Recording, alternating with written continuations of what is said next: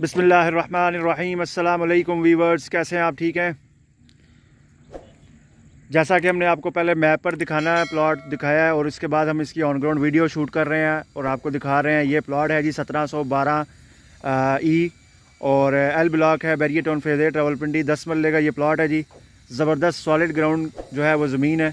उसकी वजह यह है कि ये सारी पहाड़ी की कटिंग हुई है। ये सामने आपको रिटेनिंग वाल नज़र आ रही है। ये रिटेनिंग वाल इसलिए बनाई है क्योंकि सामने पहाड़ी थी और इसको काट के इसको लेवल किया गया है और इसके साथ ये रोड गुजारा गया है। इस तरफ से भी स्ट्रीट इन और आउट है। आगे से लेफ़्ट साइड पे अवामी विला 3 की तरफ जाता है रोड, और राइट साइड पे जो है वो बैरिया को एग्जिट कर जाता है रोड। तो बहुत ही अच्छी लोकेशन का ये प्लॉट है 10 मरले का।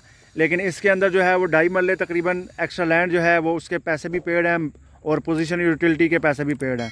और सॉलिड लैंड का ये प्लॉट है, ज़बरदस्त लेवल प्लॉट है जी। और ये आपके सामने हम आपको दिखा रहे हैं। इसका जो फ्रंट है वो भी तकरीबन 37 फुट बनता है। वैसे 35 फुट फ्रंट होता है 10 मरले का। 2 फुट एक्स्ट्रा फ्रंट है इसका।